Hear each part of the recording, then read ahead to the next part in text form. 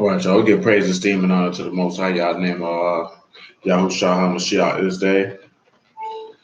Pick us up at John chapter 5, verse 39. Search the scriptures. In them, you think you have eternal life. They which testify of me. And you will not come to me that you might have life. I receive not honor from men, but I know you, that you have not the love of Elohim in you. I come in my Abba's name, and you receive me not. But another shall come in his own name, him you will receive. How can you believe which receive honor one from another and seek not the honor that come from Elohim only? Do not think that I will accuse you. There's one that accused you, even Moses, to whom you trust. If had you believed Moses, you would have believed me, for he wrote of me.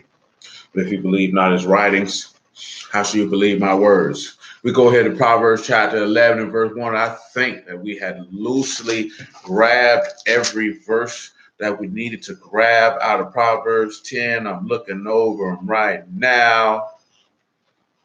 And I pretty much think that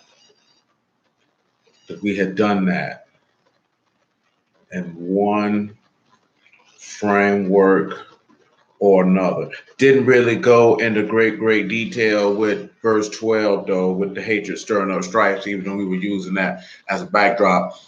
But the underlying aspect of it when we were looking at things in regards to us being delivered and saved was the love covering all sins, because greater love have no man of this, that a man lay his life down for his friends. Nevertheless, there's a couple things in there. We'll come back to it, but let's hit the Proverbs 11 and 1 and look at it in this fashion. A false balance is abomination to Yahuah, but a just weight is his delight. When pride comes, then comes shame, but with the lowly is wisdom. The integrity of the upright shall guide them, but the perverseness of transgressors shall destroy them. And hold on. Riches profit not in the day of wrath, but righteousness deliver from death. The righteousness of the perfect shall direct his way, but the wicked shall fall by his own wickedness. The righteousness of the upright shall deliver them, but transgressors shall be taken in their own naughtiness.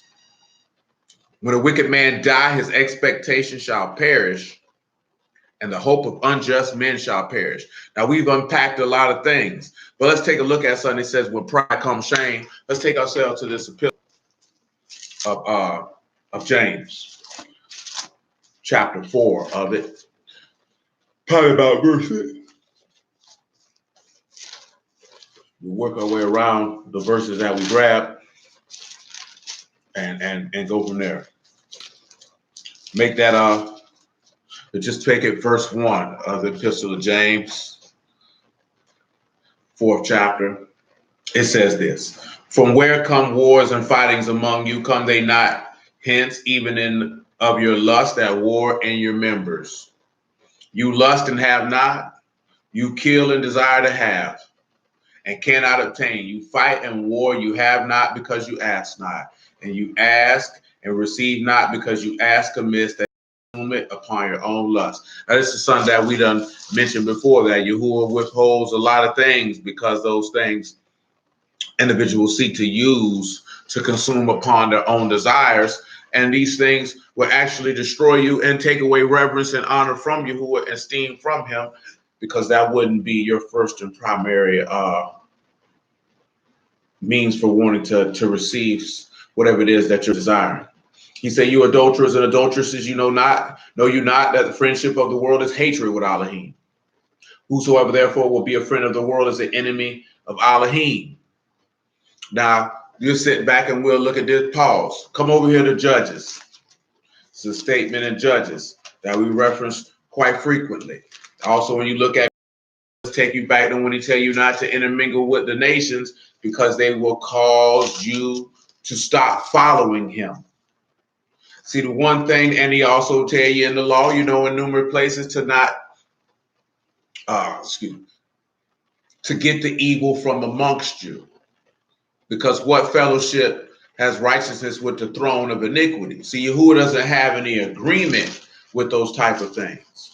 See, that's the type of thing that we probably see now more so than anything. And it's nuanced. This is not as simple as I don't care about your doctrine. It's more nuanced than that, because a lot of the disagreements that individuals have about doctrine, quote unquote, are things that don't even matter. You know what I'm saying? But you can't have friendship with somebody who hates Elohim. See, if Hamashach himself said, greater love have no man than this, that a man lay his life down for his friends. And then the individual says that he doesn't believe in the Mashal. So therefore, he doesn't believe in Abba. If this is, of course, if this is what a part of your profession, that Abraham was a friend of Elohim because he believed in Elohim. So therefore, if this individual does not believe in the only begotten son of Elohim, that would not make him a friend of Elohim. Therefore, I can't have friendship with you because there's hatred with you. Why is there hatred with you? Because there's enmity between the woman's seed and the serpent's seed. Or it's enmity between Yah's people and the adversaries. Hence why he's called the adversary, because he's in an adversarial position. These two people can never meet in agreement.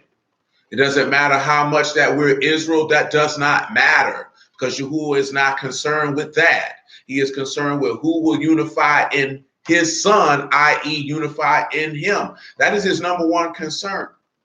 This is where the false balance ends up becoming an abomination, because this ends up not being a just weight, because we'll end up making the mistake of Saul, which is trying to please people. You can't come in the word seeking to please people. That does not mean that you run around busting people's chops. But we can read something from Paul real quick. But let me read this in Judges, man. I think it's Judges chapter 2 that I desire. Yeah, it's Judges chapter 2 that I desire. It's Judges 2 and 10. That's what I desire.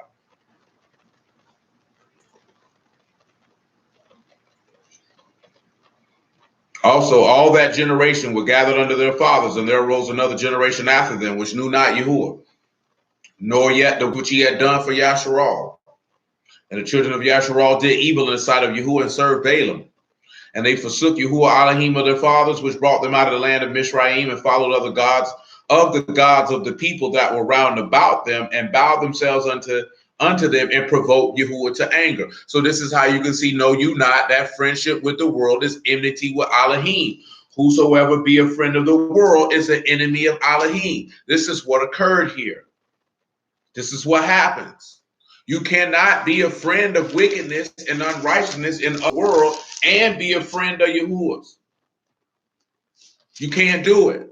That's not going to happen. You're not going to be able to pull that off. Not and please Yahuah. You're not going to be able to do that. Nevertheless, and this is again coming up where we have a just weight. That doesn't mean that, and you can't take this to the extremes, because some people take this to the extremes. You know exactly what this man means when he talking about having friendship with the world. You have fellowship with it. You down with it. You roll with it. You intermingle with it. You're mixed with it. We have to clarify that, because some people like to be a little too smart for their own good. And they forsook Yahuah and served Baal and Ashtaroth. The anger of Yahuah was hot against Yasharal, and he delivered them into the hand of spoilers that spoiled them, and he sold them into the hand of their enemies round about, so they could not any longer stand before their enemies. Whatsoever they went out, the hand of Yahuah was against them for evil, as Yahuah said, and as Yahuah sworn unto them, and they were greatly distressed. Nevertheless, Yahuah raised up judges which delivered them out of the hands of those that spoiled them. And yet they would not hearken unto the judges, but went a whoring after other gods, and bowed themselves unto them. And they turned quickly out of the way which their fathers walked in, obeying not the commandments of Yahuah, but they did not so. You know, in another place, he sat back and he told them, you know what I'm saying? Call on your gods. Shalom, man. Call on your gods, man. See if they'll save you. Since you want to call on me, don't call on me. Call on Baal. Call for Ashtaroth. See what she got going on. She ain't got nothing going on but peanut butter and jelly and a hot tail. Come on over here to James chapter 4, man. Back to verse 5. Remember, we dealing with pride comes shame. See, they didn't listen. So because they didn't listen, shame came because of that. And we're going to take that and translate that to Mashiach in regards to, because of your pride, he was put to an open shame. Your pride brought shame to him. Then also that being misconstrued of what he was doing was pride, which also brought him to an open shame. Twofold thing, and we're going to roll it like this. Do you think that the scriptures say in vain that the Ruach that dwell in us lust to envy? But he give more grace. Wherefore he said, Elohim, resist the proud, but give grace unto the humble. That's why I say it's a twofold thing. Because when we're going to see it, y'all willing, Yahuah resisting the Mashal was resisting him in his pride, quote unquote, but yet still extended favor unto him because of his humility and the very thing that was considered to be pride in the eyesight of men, so that the mystery and will of Elohim could be accomplished in order that souls could be delivered. Nevertheless, submit yourselves, therefore, to Elohim, resist the devil, and he will flee from you. Draw nigh to Elohim, and he will draw nigh to you. Cleanse your hands, you sinners, and purify your hearts, you double-minded. Be afflicted and mourn and weep, and let your laughter be turned to mourning and your joy to heaven. Now, that was something that I had told you we had went and grabbed when we were talking about the rituals of funerals. And that's in Ecclesiastes. And I'll give you a brief synopsis. I think the video that we did on this years back is of the same title. Come to Ecclesiastes chapter 7 really quickly. 7:1. He just told you, let your laughter be turned to mourning. You'll also see that this happened on the day of Mashiach's death and all of these things, because it'll cause you to consider. He said, a good name is better than precious ointment, and the day of death than the day of one's birth. Well, we didn't talk about that. Why would we talk about that? Why is your death better than the day of your birth? Number one, the day that you're born to die, because you're born into this flesh. Because of one man, death fell on every man. As it said in Adam, all died. So why is the day of your death more important than the day of your birth? Because the day that you were immersed in Yahushua HaMashiach and made in the likeness of his death and raised in the likeness of his resurrection is way more important than the day that you were born, because you were born again, which allows you to participate in the first resurrection if you endure to the end, which will in turn allow the second death to have no power over you, which would go back to what we talked about in the Epistle of Jude last week, where you don't die twice. And how you're not fruitless and you don't wither away. That's why it's very important to understand that. Your day of your death, the day of your death is the day of your immersion, where you die to sin to live to Elohim. This is why this man tells you to take up your stake and follow him. This is why that particular point is remunerated over and over and over and over again. And the reason being, because everyone who has died on that stake has crucified their affections and lusts, meaning their emotions and their desires are no longer the motivating factor of their physical existence. It doesn't matter if you're male or female. If you died in Mashiach, there's no excuse for it. You know what I'm saying? We can understand. See, it's a difference, because it says Yahuah understands our frame, that we are but dust. But that doesn't mean that there's excuse for it. We understand. So you understand, then you give the individuals the ability to overcome. But at the end of the day, the overcoming rests with one person and one person alone, and that is us, the individual, you. That's it. That's who it rests with. No one can overcome for you. Your husband can't overcome for you, and the husband and the wife can't overcome for the husband. You can't overcome for the children. You can't overcome for your mama, your daddy, your brothers, your sisters, your friends. You can't overcome for nobody. That is the only individualistic thing that is maintained in this word. See, me and you were talking about this the other day when he was mentioning community, when really like I've been telling y'all, we get it confused. It's not community, it's a body of interconnected. You have one body. It's like I said, everybody has one body. All you got to do is look at your body. It's multiple different parts of your body that allows you to be able to function. Well, Yahushua, it is a body. You have to have the mind frame that you don't have to know a nigga. You don't have to know him. You know what I'm saying? If he says he is a servant of Yahuah and the faith of Yahushua, then you should look at him as if you've seen your forearm, if you've seen your tibia, if you've seen your thumb, if you've seen your index finger, if you've seen your elbow, your neck, a tendon. Don't make no difference. You know what I'm saying? Because at the end of the day, and I told you we would touch on that when we get to some of this stuff, because that is mentioned in the Old Testament in several different places before that is even mentioned in the New about being one man or one body. That concept is detailed in the Torah and the prophets, crystal clear and plain. You know what I'm saying? For us to understand that it is one cohesive unit, because we have to be honest with ourselves. Everybody in the land in antiquity didn't know each other. You know what I'm saying? All of them didn't know each other. You know what I'm saying? But some of them conducted themselves according to the one body concept before it was revealed, and others did not. And that's one of the things that we also have to accept. Cannot live in an idealistic cloud that everybody who professes to be a servant of Yahuah actually is, because that is foolish. Because there's never been a time since man has been breathing and walking upon the face of this earth that everyone was unified in righteousness. That has never happened. There has always been a small pocket, a contingent of evil men, and it will be until the day that the heavens roll back like a scroll and the earth wax whole like a garment, and everybody who in the earth die in like manner. That's going to go on until that very day. And even still, it will continue, because the nation is going to be sitting back mad until they decide to come up, and then they get crashed in the end. So the only time where everyone will be united in righteousness is when your Abba in heaven comes down from heaven to dwell amongst you.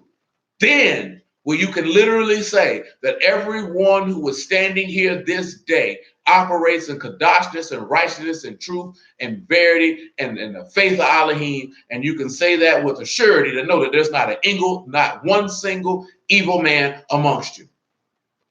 You know what I'm saying? There has to be. We can't scream about wheats and tares and then be shocked when you see a tare. Niggas is evil. It is what it is. You know what I'm saying? You got to get over that. He said, it is better to go to the house of mourning than to go to the house of feasting, for it is the end of all men, and the living will lay it to his heart. Well, before you seen Yahushua sit down to go into the house of feasting upon the day of his death, he went into the house of mourning because he was exceedingly sorrowful, even unto death, and went to seek the face of his Father.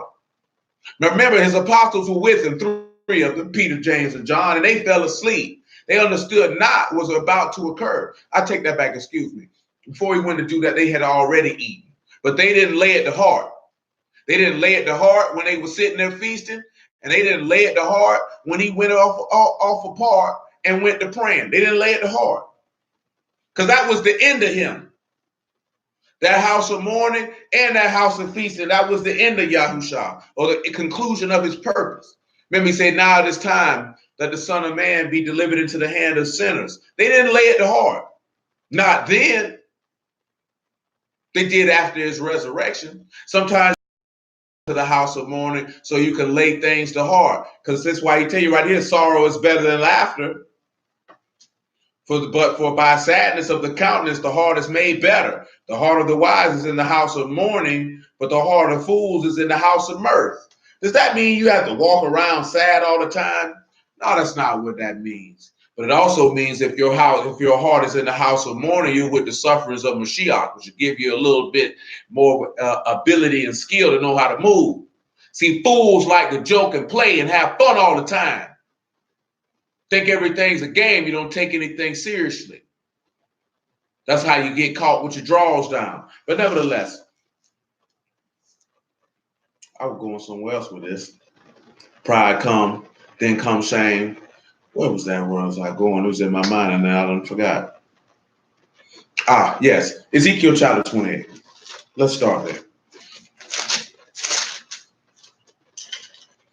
28:1. This is something that we went over before in the past.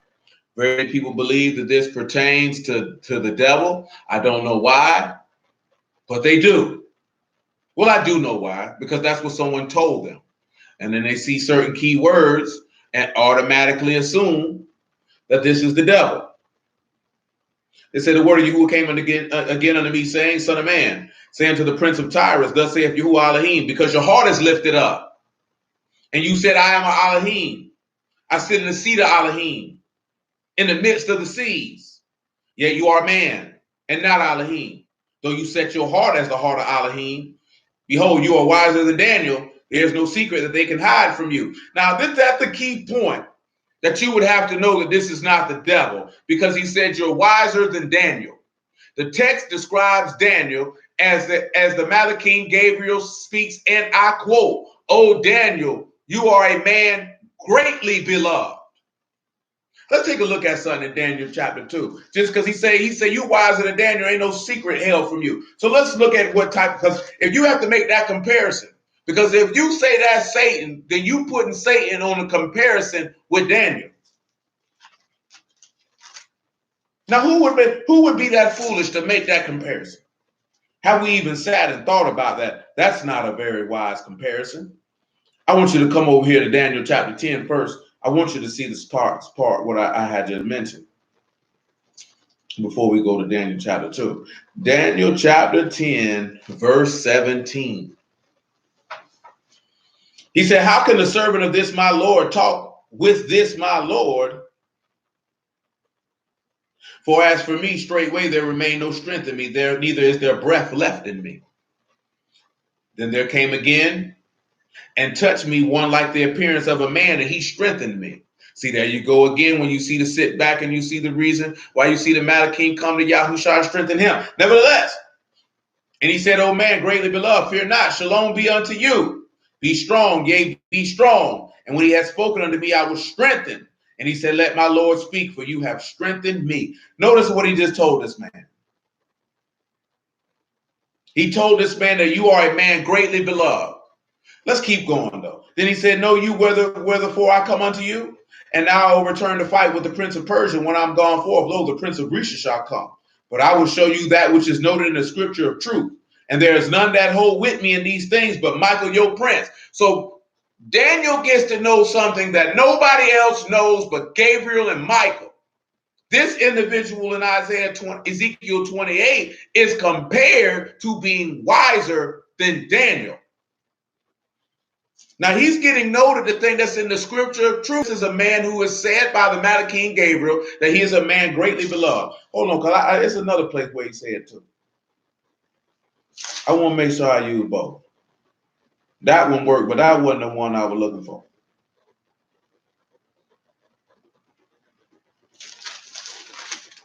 That was not the one I was looking for. Hold on. I didn't want y'all to understand that and see clear according to the text. Why would Yahuah take and compare the wicked one with a man who he greatly beloved? Ask yourself that question. Ponder on that. When you ponder on that, you begin to see how that makes no sense. None whatsoever. But that's what men tell us. Let's go to Daniel 9. That's what I want. It was actually in chapter 10 too. But let's look at both. Let's get three witnesses from the same book, from the same man, having the same conversation. Same conversation. Daniel chapter 9. About verse 20. This is after Daniel had been praying on the behalf of Yasharal. He says, while I was speaking and praying, and confessing my sin and the sin of my people Yasharal, and presenting my supplication before Yahuah my Elohim for the Kadash mountain of my Elohim.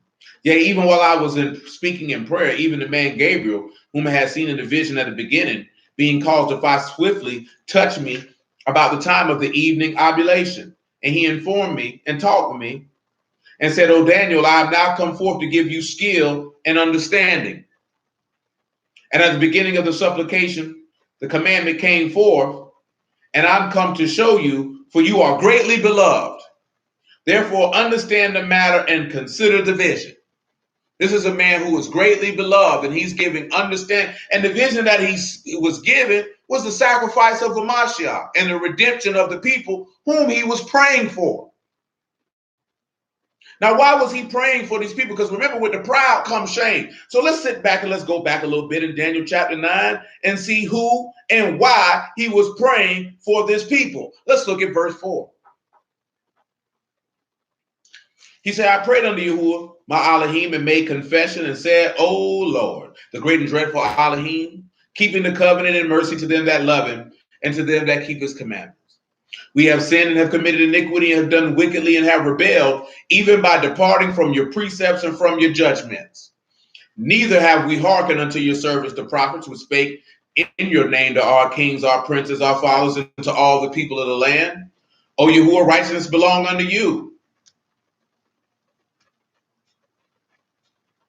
But unto us confusion of faces, as it is this day, to the men of Yehudah, and to all the inhabitants of Jerusalem, and to all Yasharal that are near and that are far off, through all the countries whither you have driven them, because of the trespass that they have trespassed against you. O Yahuah, to us belong confusion of face, to our kings, to our princes, to our fathers, because we have sinned against you. To Yahuah Elohim belong mercies and forgiveness, though we have rebelled against him. Neither have we obeyed the voice of Yahuah Elohim to walk in his Torah, which he set before us by his servants, the prophets. Yea, all Yasharal have transgressed your Torah, even by departing, that they may not obey your voice. Therefore the curse is poured upon us, and the oath that is written in the Torah of Moses, the servant of Elohim, because we sinned against him. So the thing that caused all these things for him to make this is because of the pride of the people. The very thing that we seen in Judges chapter 2. The very thing that he said that would cause Yahuah to resist someone. Pride. But because Daniel was a man greatly beloved and he made supplication on the people's behalf, Yahuah saw fit to reveal unto him the actual redemption and salvation of the people, because he got to be able to see how the reconciliation of iniquity and finishing of transgression and making the ending of sins would be brought about. Let's go back to Daniel chapter 10 yet again. And of course, in Daniel chapter 10, you see Daniel mourning for 3 weeks, where he ate no pleasant bread, no flesh, no wine came in his mouth, and he didn't anoint himself for 3 weeks. And we'll pick it up at verse 7, and Yahuah showed him another vision. And I, Daniel, alone saw the vision, for the men that were with me saw not the vision. But a great quaking fell upon them, so they fled to hide themselves. That ain't no different than what you seen happen with Paul. I hope that when y'all heard that, that sounded familiar, because nobody saw what Paul saw, but they definitely was running away fearful. The whole book just speak of itself. If people knew that, they would have already known. This is why he said that Paul was a chosen vessel unto. No matter how much Paul was violent, he was loved in heaven. He just knew Paul ain't know no better. And at the end of the day, you sit back and look at it, but like he was persecuting the people. He was doing it because he thought that was the right thing to do. He literally did not know. See, a lot of these niggas who be out here doing stuff, they know exactly what they be doing. That's why he made Paul blind, because Paul didn't know what he was doing. Because if he knew what he was doing, see, let me show you why I say that. John chapter 9, verse 39. See, Paul wasn't moving out of pride when he was persecuting them people. He sincerely thought he was doing the right thing because he believed they were blaspheming. John chapter 9, verse 39.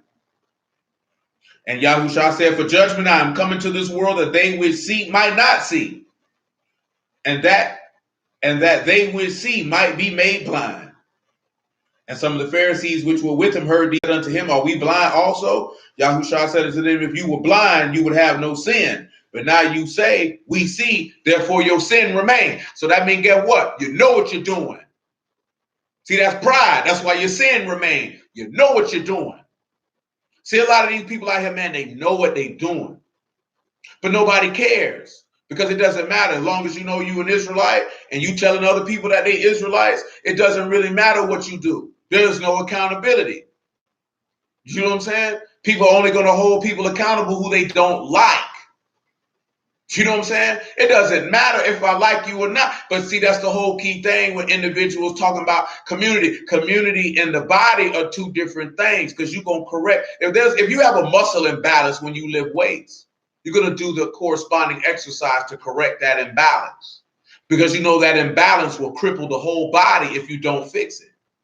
See, I was just talking to the brother about this here, right? If you squat and your toes are supposed to be straight, So if your toes begin to do this, there's an imbalance probably in your hips or in your heels, which is causing your, or more than likely in your knees, you know what I'm saying, which is causing your feet to point out. If you tend to tip over, it's probably some tightness in your hips, which means if you don't fix that, you're probably going to hurt yourself later. So what ends up happening, because we don't have a body, meaning if there's something with the body that's out of order, you're going to do something in order to correct that part of your body so it doesn't endanger the rest of your body and you fall victim to illness.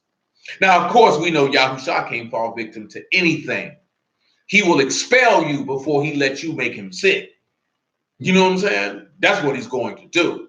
But I'm using that as an illustration. That is not to besmirch people who focusing on community, but you got to move past community and focus on that this is a body of people, and you don't need to have to know them, and they don't have to roll with you for you to feel the same way about them as you would feel to somebody who rolls with you, and that you will hold them just as accountable as someone you don't like.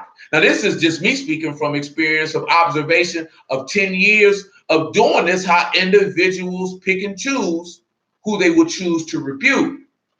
You know what I'm saying? And if it's somebody they rock with, they turn their heads, and it's not no pressure. And it doesn't matter if they're quote unquote great men or quote unquote small men. It doesn't matter. If individuals fool with you, then they don't have it ain't no pressure. But if they don't like you, they'll call you out. And that's not a body. You can't operate in that fashion. The Torah does not teach that. The Torah tells you to rebuke your neighbor and don't suffer no sin upon him. So don't allow that man to die. Doesn't matter how long he's been doing it. Don't matter how many people he woke up. You're allowing a man to die, and therefore you're allowing him to kill others.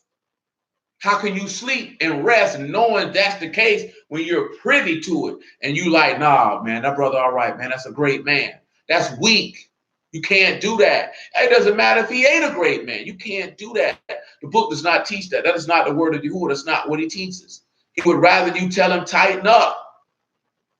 You know what I'm saying? You can't be scared to tell somebody, boy, you ought to go to hell. See, what I was going to grab was when Paul said that I ought to please men or Mashiach. Because if I ought to please men, then I'm not going to be a servant of Mashiach. And that's what a lot of people's problem is. They ought to please people. That does not mean you go out your way to be a douchebag. That just means you don't compromise what you stand for anyone at any time. You don't do it. This is why he told you got to hate father and mother, son, daughter, you know what I'm saying? Father, mother, and your own life also. Because no one can come before Yahuah. That is where the lowly get exalted. This is where they get the wisdom from. This takes us back to what's in Proverbs 11, how with the lowly it was wisdom, because Daniel was humbling himself. So therefore, this is why wisdom was able to be imparted unto him. And we'll also see that because Mashiach humbled himself. This is why wisdom is able to be imparted unto him.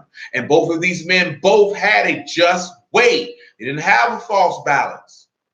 And that's what I mean why I'm mentioning that. And we'll read that in the Torah. You know, a false balance is an abomination, and everybody who do so and does iniquity and does unrighteously according to Yahuah is an abomination. Not according to me. He said, therefore I was left alone and saw this great vision, and there remained no strength in me, for my comeliness was turned into corruption, and I retained no strength. Yet I heard the voice of his words, and when I heard the voice of his words, then I was in a deep sleep on my face, and my face toward the ground. And behold, a hand touched me, which set me upon my knees and upon the palms of my hands. And he said unto me, O Daniel, a man greatly beloved, understand the words that I speak unto you, and stand upright, for unto you am I now sent. And when he had spoken this word unto me, I stood trembling. Then he said unto me, fear not, Daniel, for from the first day that you did set your heart to understand and to chasten yourself before your Elohim, your words were heard, and I am come for your words. You see what he said? He said from the first day that he set in his heart to understand and chasten himself. So this is telling you that before the man even did it, when he set it in his mind that this was what he was going to do, it was already determined in heaven that these words were going to come to him. See, people don't sit back and even realize that Yahuah will make that determination once you done set it in your heart that that's what you want. Not when you've actually done it. It's the same thing with Ezra. Say Ezra said it in his heart that he would seek the Torah of Elohim to do it and to teach it. And Yahuah increased him in his readiness or in his skill as a scribe. The word for chasten is what I was pulling up, and that's anah, and that is to afflict and to oppress and to humble himself and to cast himself down. And the thing you see in that is he gets the man with raised arms will allow you to experience life when you humble yourself or when you chasten yourself. And this is what he was able to experience because he did that. See, a lot of individuals don't see it that way because we're not trained to look at it in that fashion. That is Ezekiel 28. We might run a little longer than usual, so it is what it is. I was only about 5 minutes behind. So when you see that he say, you say you're in verse 2 of Ezekiel 28, that I'm a man, I'm Elohim, I sit in the seat of Elohim, but you're a man. You're not Elohim. John chapter 10. And this is just bringing back to remembrance things that you've already heard, things that you've already been taught. 10 and 30. But to sit back and show you that in these people's mind, this man was, that he was proud. Because anybody who's blasphemous is a proud individual because you have the gall to speak against Yahuah. He said, I and my Abba are one. Then the Yahudim took up stones again to stone him. Yahushua answered them, many good works have I showed you from my Abba. For which of these works do you stone me? The Yahudim answering said, for a good work we stone you not, but for blasphemy, that you, being a man, make yourself Elohim, which is exactly what you just seen in Ezekiel 28. They say, you're not a man. You're not Elohim. You're a man. Yahushua answered, is it not written in your Torah, said you are gods? If he called them gods unto whom the word of Elohim came, the scripture cannot be broken. Say you of him whom Abba has set apart and sent into the world, you blaspheme, because I said I'm the son of Elohim. So you saying I'm proud because I said I'm the son of Elohim. He said, if I do not the works of my Abba, believe me not. He said, but if I do, and you, though you believe not, believe the works, that you may know and believe that Abba is in me and I in him. And therefore they sought again to take him, but he escaped. So they tried to kill him again because they seen that he was proud in their minds. So if you put yourself in their shoes with their level of blindness and their understanding, you could probably be able to see it from that aspect. The other witness of this is in John chapter 8 when he said, before Abraham was, I am. And they sought to kill him again. So because of this, let's just take a look. John 19. They sought to put him to shame of what they perceived to be his pride. So when pride comes, shame comes. So because, and there wasn't any pride on Yahushua's part. This is also the same part. See, this is also too what people get kind of crossed up when they see this here because they equate that, see, that's the devil. He's full of pride. With what we read in Ezekiel and what's also spoken about in Isaiah 14 as it pertains to Lucifer, because it makes the statement of, boom, boom, boom, you have said in your heart, I will ascend into heaven. I will exalt my throne above the stars of Elohim. I will sit also upon the mount of the congregation in the sides of the north. I will ascend above the heights of the clouds, and I will be like the Most High. And then we forget that before he died, before they crucified him, they asked him, if you be the son of Elohim, let's just look at it. Matthew 26 and 60. Let's just look at it. And they'll say there's no more need for this man. You don't hear his blasphemy or you don't hear his pride. Oh, let's go ahead and shame him. But all he was doing was just telling the truth. They perceived it as pride. But he had to take on the pride of Yasharal for Yasharal not hearing the word from the jump street. That's why he said, if you ain't believe Moses, you're not going to believe me, though he wrote of me. He said, you're not going to believe. He said, you ain't believe Moses, you're not going to believe me. He said, he wrote of me. He said, if you ain't believe his writings, you definitely not going to believe my words. We just read in Daniel chapter 9 to say the curse was poured on us that was written in the oath of the law of Moses. We didn't believe it. That's pride. When somebody tell you something and you know it to be factual, but you go about and do whatever it is that you want to do anyway, that was your pride. Your pride wouldn't allow you to hear that information. You didn't want to hear it. 26 and 60, book of Matthew. Just make that 61. And said, we'll make it 60, but found none. Well, I got to make it 59 because that just didn't make sense reading it from there. Now, the chief priests and the elders and all the council saw false witness against Yahushua to put him to death, but found none. Yea, though many false witnesses came, yet found they none. And at the last came 2 false witnesses. And they said, this fellow said, I'm able to destroy the temple of Elohim and build it in 3 days. And the high priest arose and said unto him, answer you nothing? What is it which these witness against you? Yahushua held his shalom. The high priest answered and said unto him, I adjure you by the living Elohim, that you tell us whether you be Hamashiach, the son of Elohim. Yahushua said unto him, you said, nevertheless, I say unto you, hereafter you shall see the Son of Man sitting on the right hand of power, coming in the clouds of Shamahim. Then the high priest rent his clothes, saying, he has spoken blasphemy. What further need have we of witnesses? Behold, now you have heard his blasphemy. What think you? And they answered and said, he is guilty of death. Then did they spit in his face and buffeted him, and others smote him with the palms of their hands. So once he makes a true assertion of who he is, they slapped him and they spit in his face, because in their minds, that's pride. So with that pride came shame. But all it was the pride of the promise that his Abba had gave him, and he had no qualms or misgivings in declaring the truth to their faces.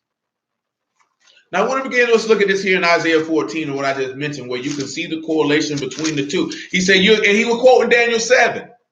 When he said that, he said, I will ascend into heaven.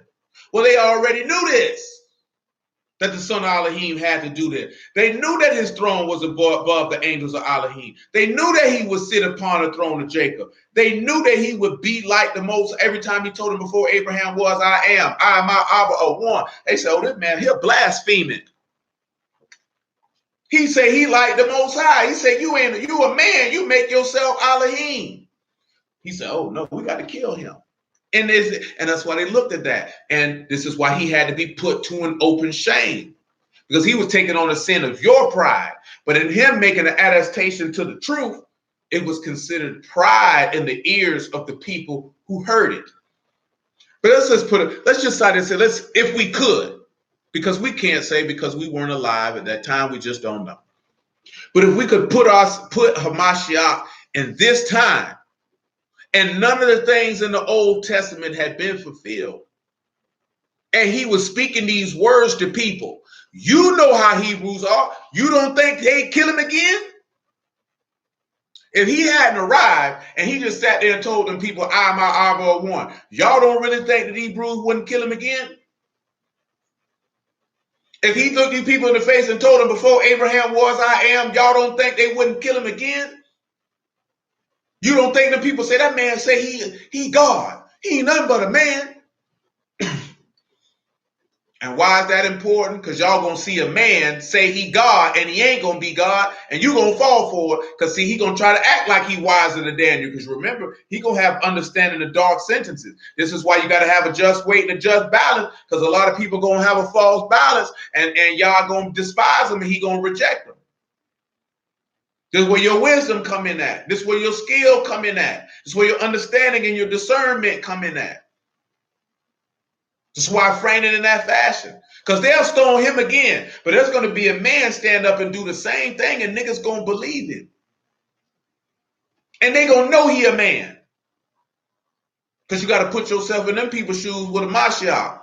They knew he was born of Mary. They didn't know how she conceived. But the difference between Hamashiach and the beast is that Hamashiach got the words of life in his mouth and is speaking that, and the beast is just feigning it. And if you know the voice of your Elohim, then you're going to follow your shepherd. A lot of people not going to know the voice of their Elohim. That's why you got to have a just weight.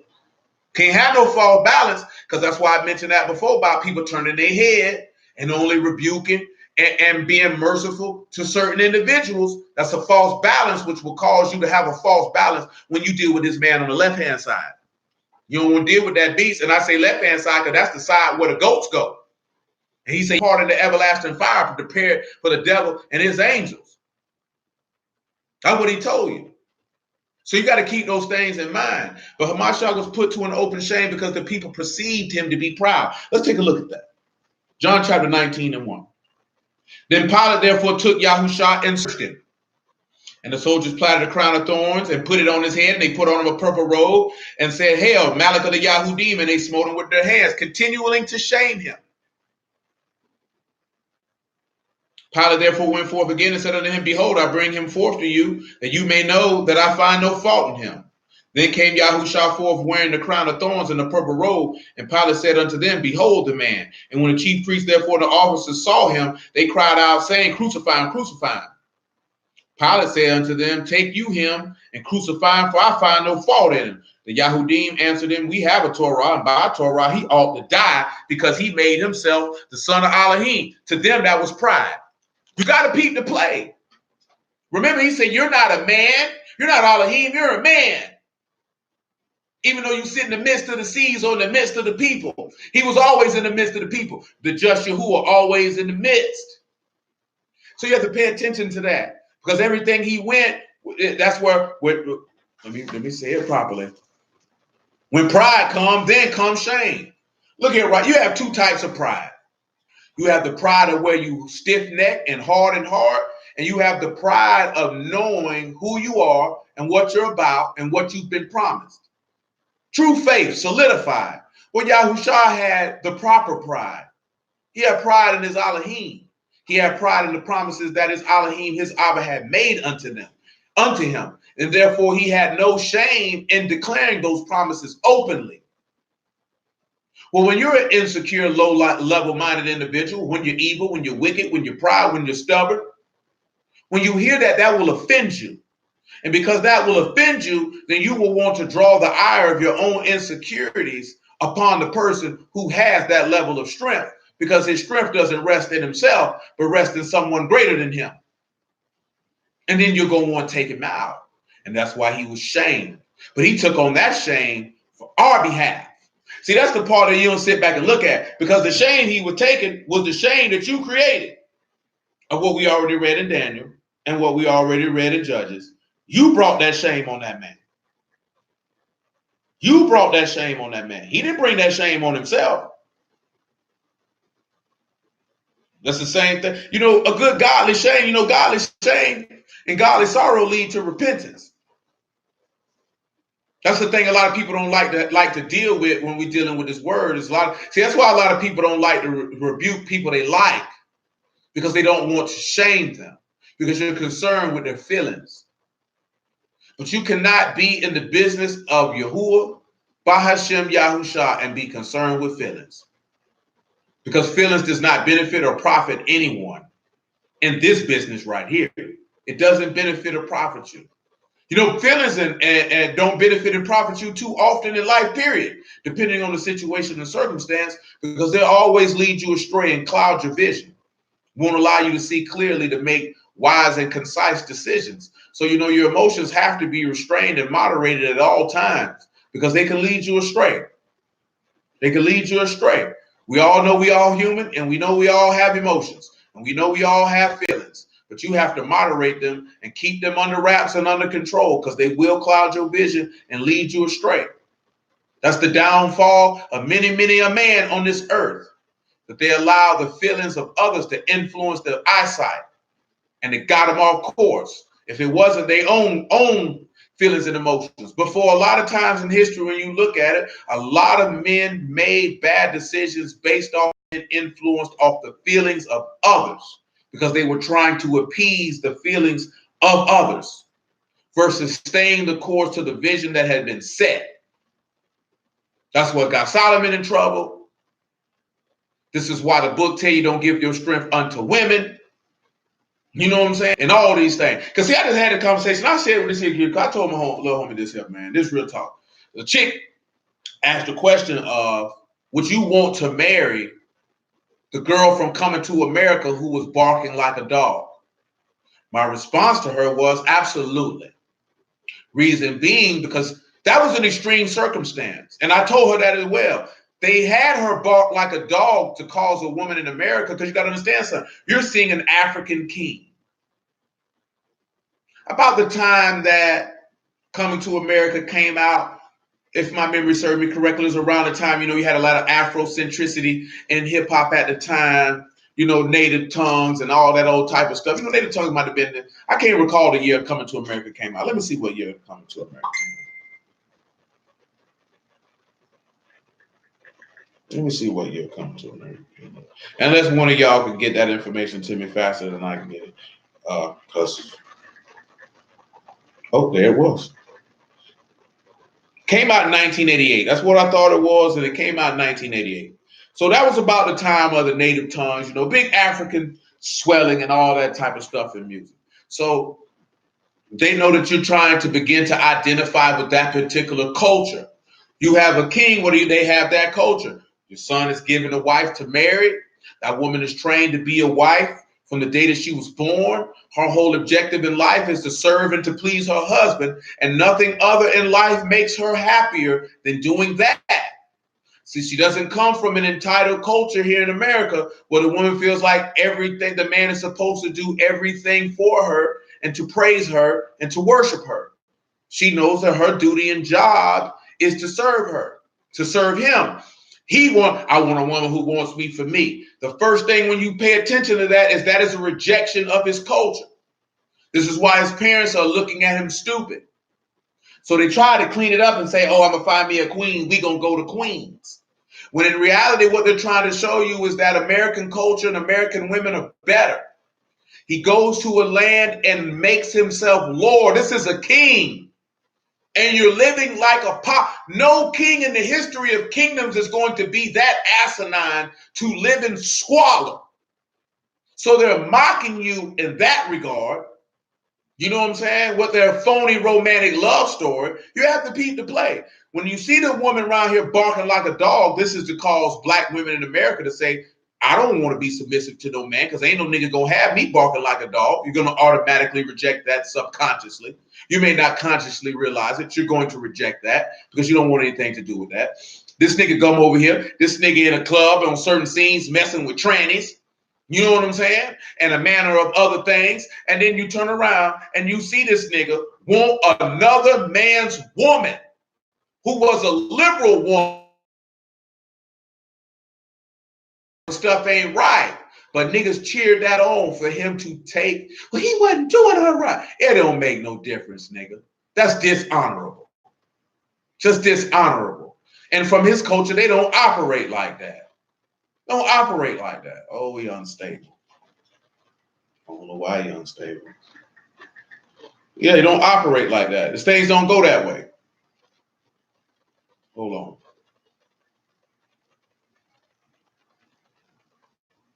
Okay, he ain't stuck yet. So when you see that, then he come back, he get this woman, bring this woman back. Oh, they fall in love. It's all great.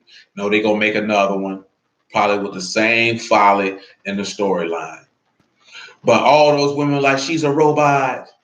This, that, there, and the third, and that's their pride. Because they was like, these Hebrew men don't feel like a woman can correct them. Why are you choosing men you got to correct? That's the first question you ought to ask. Why you choosing a man and the first thing you think about off the top is you got to straighten him? Why you chose a nigga then? That show how stupid you is. And that in reality, you want to be this man's mother. No, you can't do that. That's not your place.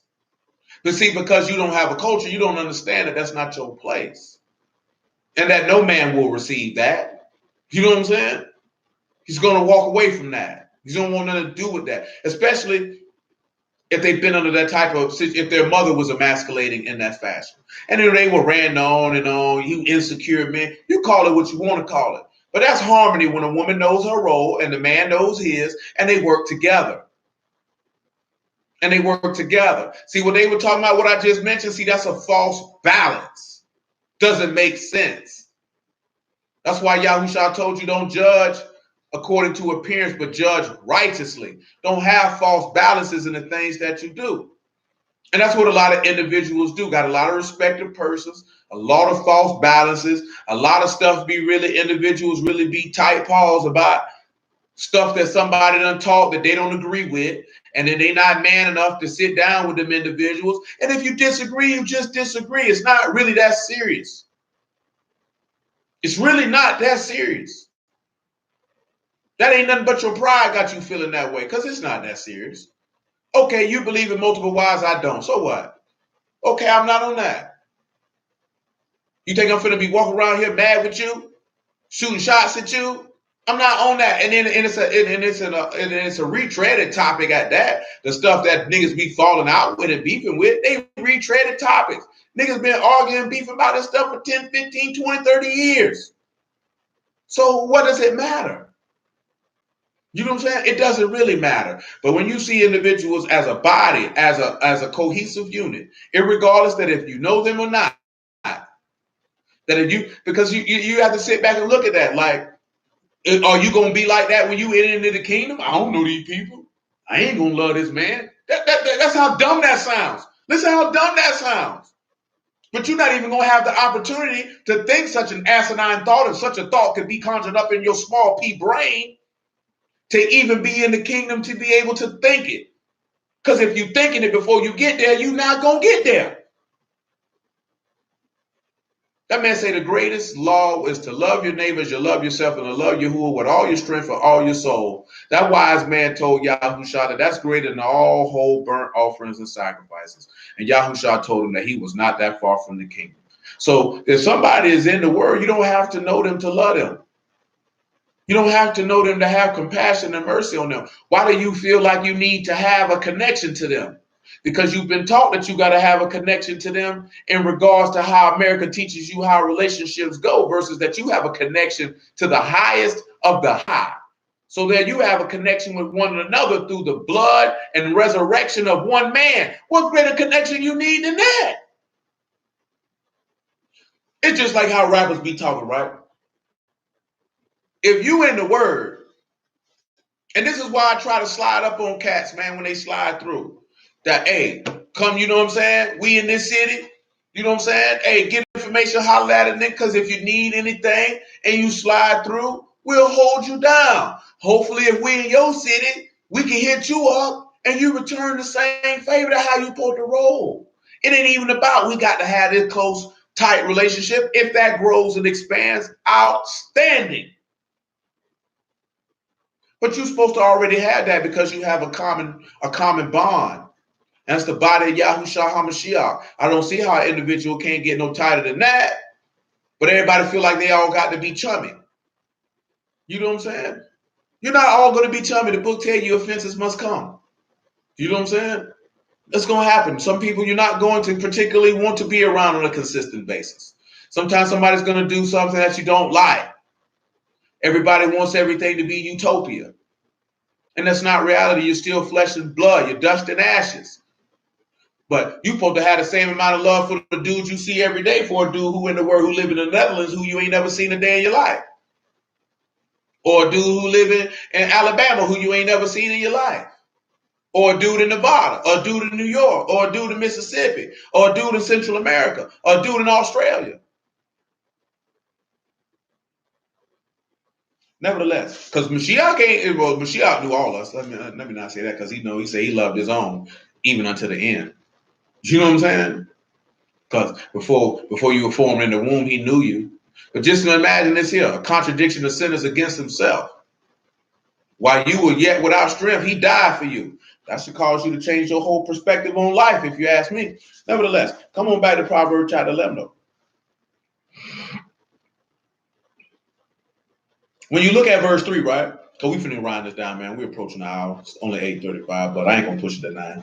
It says, the integrity of the upright shall guide them, but the perverseness of transgressors shall destroy them.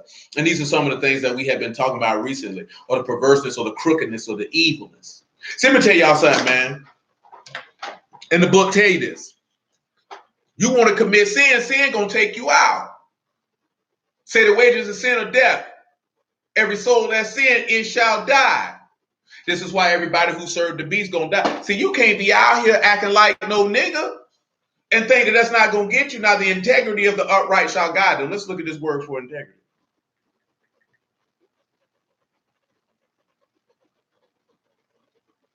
Let's see what this is that's going to guide you.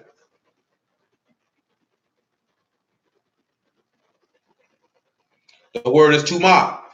Word we done used before. Integrity. When you got that tie, you got that covenant, and you got that ruach, and you got that man with raised arms. Covenant of life. Covenant of breath. That's your integrity. So, it's the ruach that quicken, it's the flesh profit nothing. That's what's going to guide you. That word, that breath, that covenant. That's what's going to direct your paths and guide your steps. See, individuals don't realize that because you're going to live by the word. The word is nakah for guide, to lead or to guide. Noon, kot, and hey. Again, you get a separation, and that man with raised arms, seed of life is separated. And again, it shows you that why there's enmity between the woman's seed and the serpent seed, because y'all not walking the same pathway. That's why there was enmity between Yahushua and the scribes, as you've seen. We didn't read the verse, but it said that they wanted to praise of men more than praise of Elohim. It was the integrity of the word of Elohim that guided Yahushua and what he was doing. This is why he was able to tell these people, you think I blaspheme because I say I'm the son of Elohim? My Abba said I was the son of Elohim.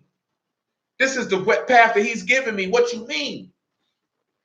Now I read riches profit not in the day of wrath, but righteousness delivered from death. You can read that in the book of Zephaniah. You can read that in the epistle of James, chapter 5. That's Zephaniah chapter 1 if you're not familiar. It don't matter how much money you got. Not when Yahuah come back to crash and smash. Because the only thing going to deliver you from death is your faith in Yahushua, as we've already established when we were looking at those things with the beast in Babylon. You can't buy your way in the kingdom. A lot of niggas think, guess what, man? I don't care how much land you own. I don't care how much money you got. Only the faith in Yahushua gonna get you up out of that lake. That's the only thing that's gonna save you in that day. Nothing else is gonna do it. Not your accomplishments, not who you are, not what you've done, but is your name written in heaven. That's the only thing that matters.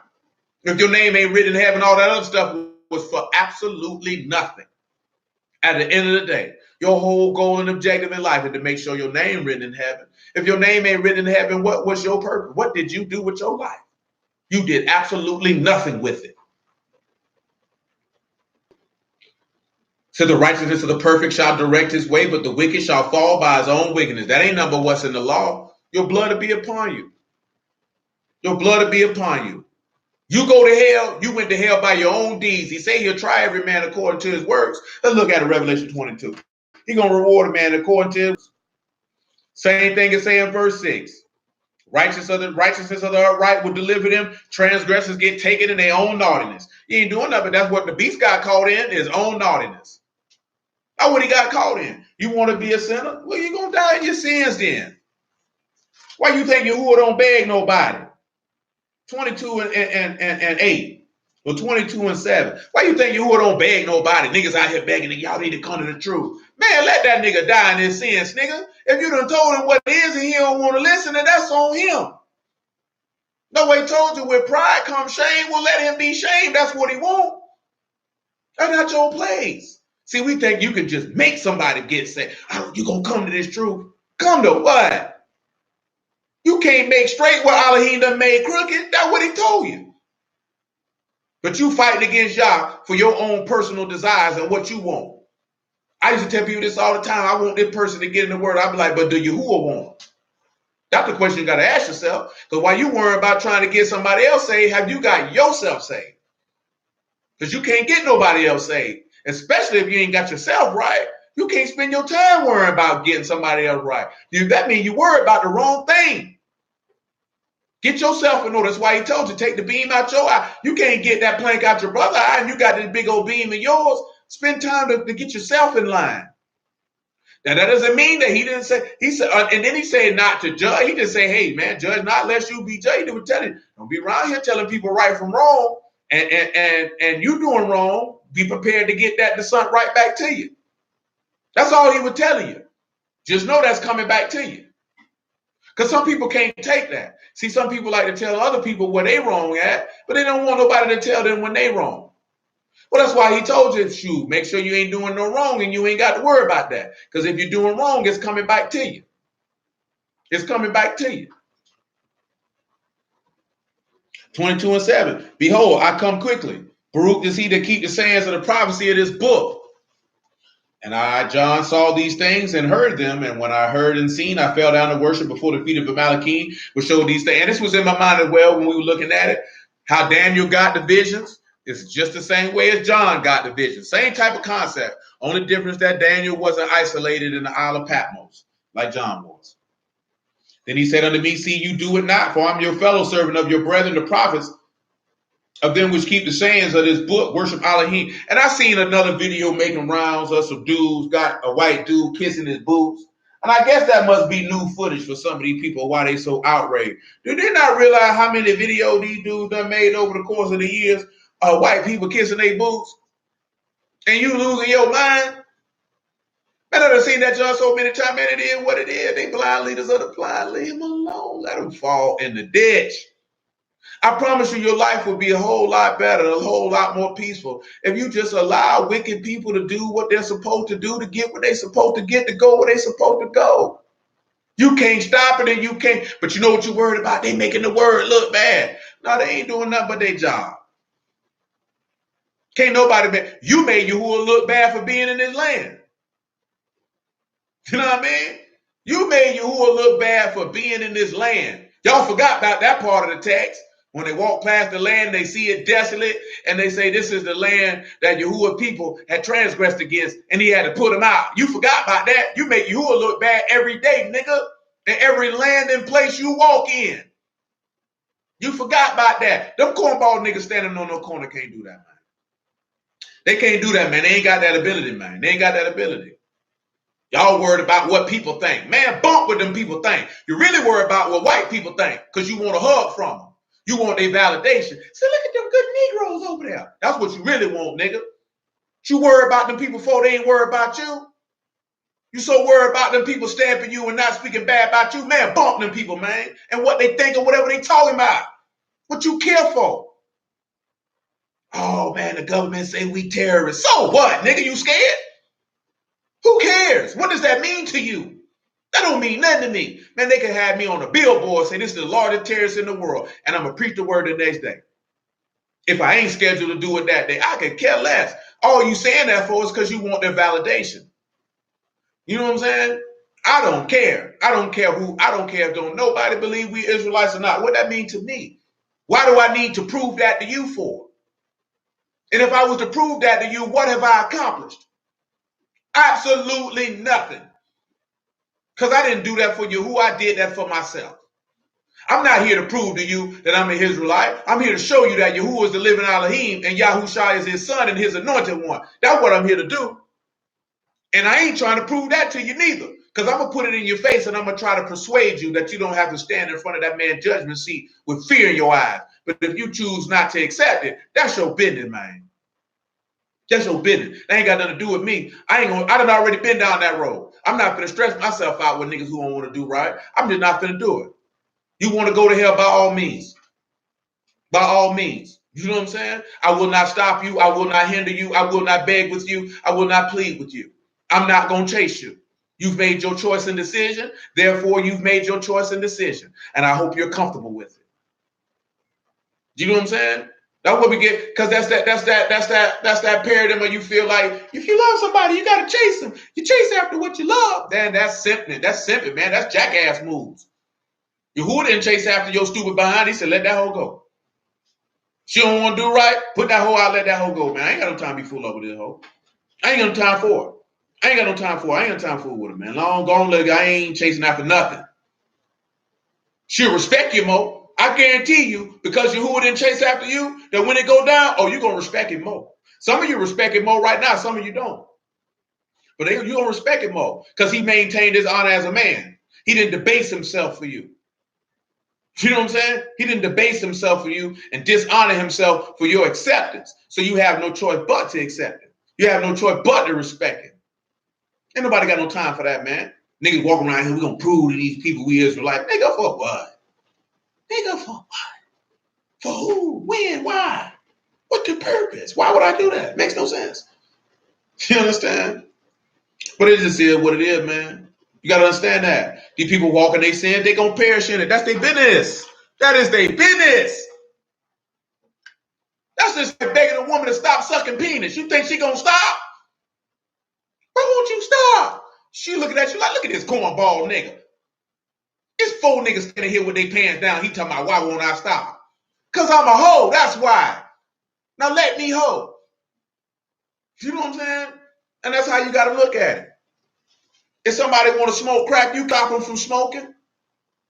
I done seen people do it. Why won't you stop smoking? Because they don't want to stop. You know what I'm saying? They don't want to stop. After a while, you have to stop talking to them. Yahuah does the same thing. The man ain't finna beg you. He gonna ask you once. Not even ask. He's gonna present it in mercy and loving kindness once, twice. After that, he ain't obligated. Y'all do know that, right?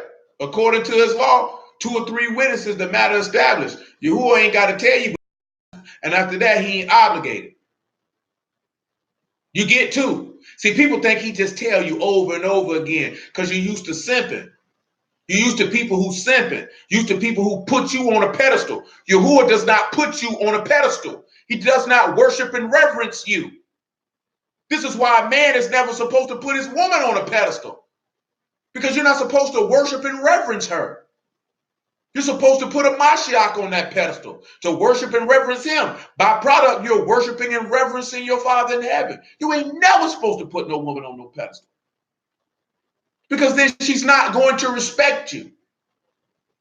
You already know if he put us on a pedestal, we were not going to respect him. And to a certain extent, he ain't put on a pedestal, but he gave us the best of everything.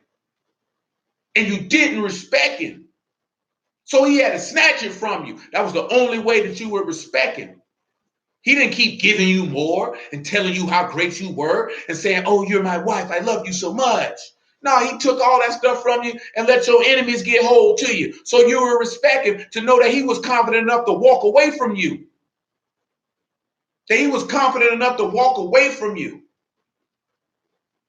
See, the average woman in this land, they couldn't understand the concept of a man walking away from them. Because most niggas chase after their woman and put her on a pedestal. And that's why I mentioned the part about being entitled, because that's what Eddie Murphy's character in Coming to America did with the woman over here. He put her on a pedestal. He came over here and was simping. You a king. Kings don't simp. You don't put no woman on no pedestal and worship her. You the king, nigga. You the king. And all the women, she's a robot. Nigga, this a king. All I could think in my mind when that woman said, these Hebrew men don't want no woman to correct them. So would you correct the Lord, baby? If the Lord was in your face, would you correct him? Surely you would. Surely you ain't that proud in your heart that you would feel comfortable enough to say, Yahuah, that's not right. Niggas, you serious? I done told you this women this here before, man. If your husband say something you don't like, man, if y'all don't have that, if it's not an open line of communication where y'all just talking and ideas are being thrown, keep that junk to yourself. Don't matter if you don't agree with it or not. Keep it to yourself. And if that man tell you that that's what it is, he don't need no feedback. If he said that's what it is, that's what it is. Because guess what? We done went over this in the text not too long ago. Yahuah don't ask you for your feedback.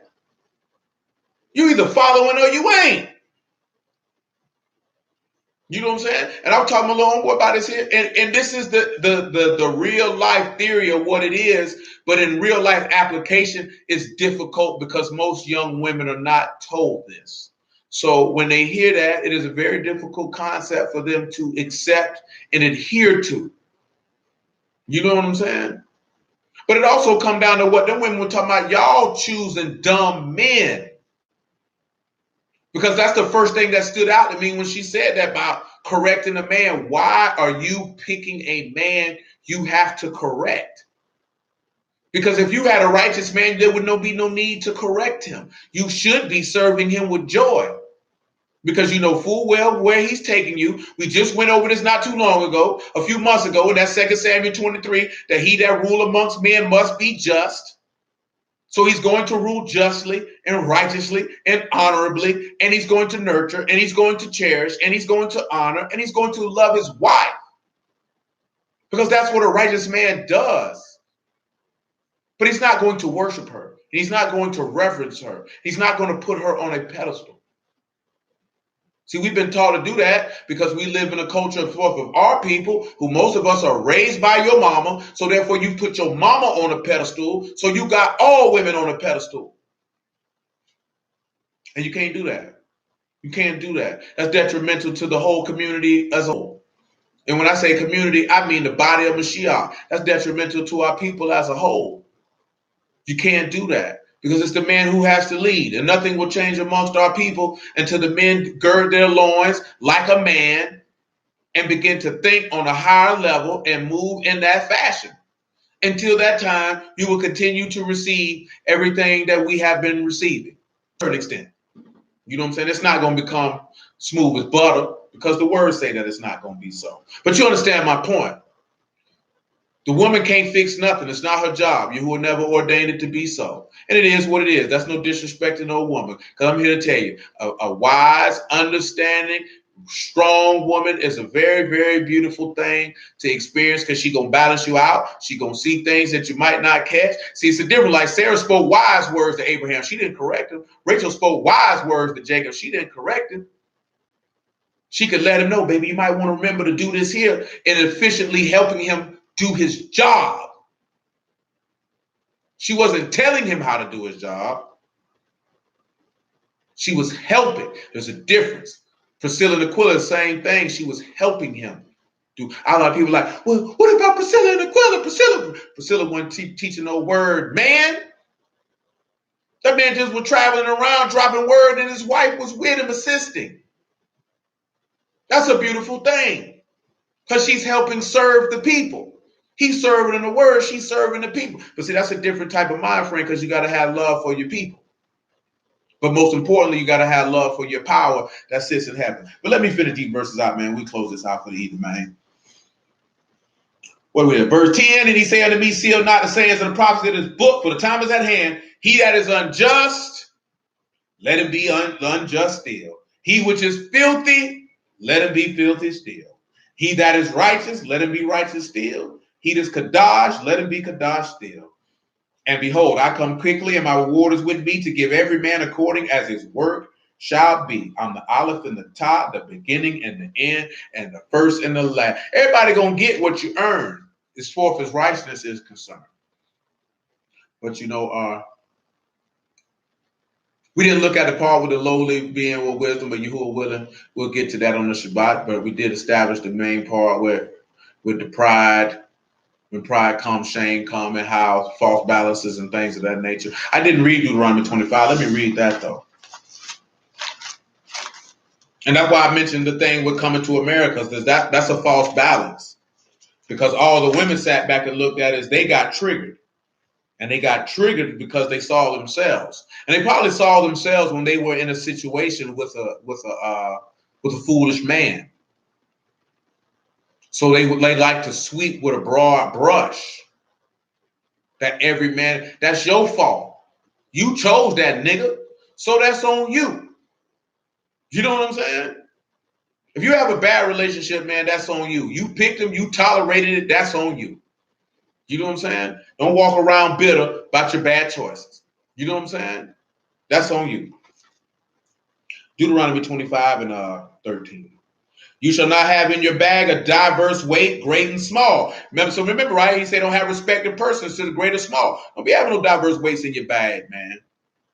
Don't have no diverse weights in your bag. You shall not have in your house diverse measures, great and small. But you shall have a perfect and just weight, and a perfect and just measure shall you have, that your days may be lengthened in the land which Yahuah your Elohim give you.